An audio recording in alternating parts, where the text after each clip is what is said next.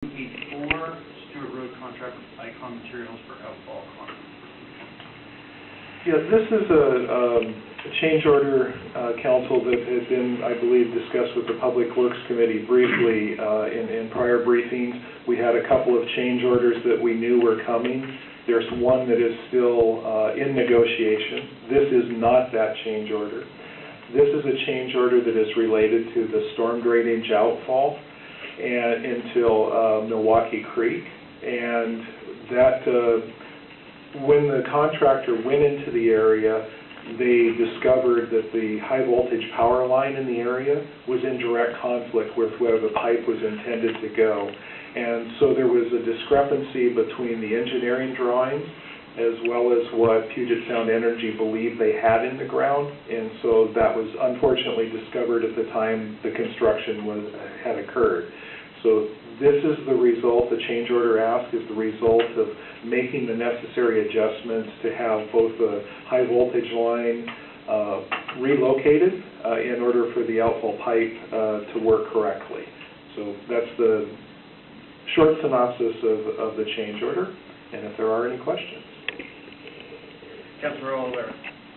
That 51,976 portion might be recoverable from coffee tender? Yes, thank you. That is an important element with this particular conflict, because the plan set was the original Skilling Conley engineering drawings were based on the information that was provided by Puget Sound Energy. So there is an opportunity for the city to potentially recover some of these costs. I don't expect that we would get all of the costs, but we will certainly explore that avenue when we have the conversations with P.C.S. Questions from council? Clint, did you want to add anything from Public Works? No, we touched on the committee. We're going to have a number of these coming along still. Okay. And you're looking for action next week? That is correct.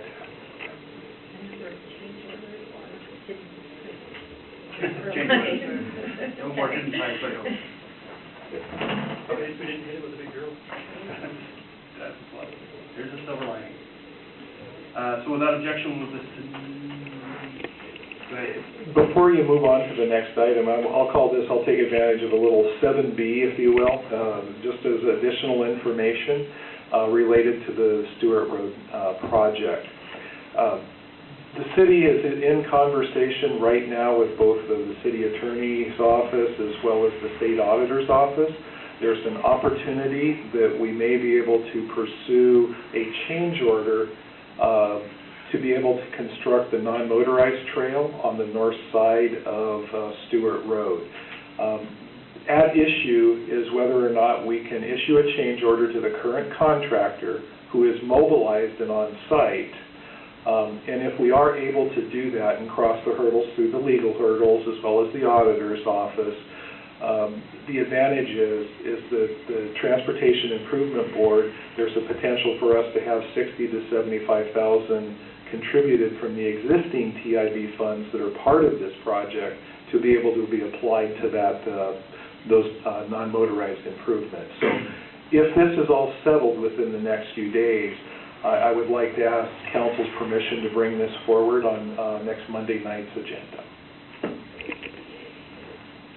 Questions on that? Where are we at from a funding perspective towards completion of the non-motorized trail? For the Stewart Road segment? Yes. What we have at this time, Councilmember Walker, is we have the $140,000 that was a reimbursement from the incomplete interurban trail earlier. That is our current total funding package. The estimate that we have, the city engineer has put together, is around the $200,000 range. So this particular TIB funding, if it became available, would allow us to construct the trail without having to get into additional city funds. Thank you.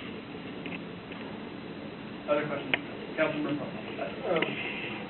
what would the auditor's reason be for not allowing it to be expanded, just because we had split it as a separate project originally? Well, maybe, I don't want to step over my boundary into the legal arena, but if I misspeak, I'll ask Jim to correct me. But simply stated, there's some interpretation related to the RCWs, whether or not we need to go out for bid, or we can have an exemption. There is an exemption that's possible that would allow us to issue a change order. And that's the issue that we're trying to reconcile. I'm assuming the contractor's willing to do it? Yes, and the advantage is they're mobilized and on site at this time. So without objection, we'll move both of these items next week. Thank you very much, Council. Thank you. So I don't see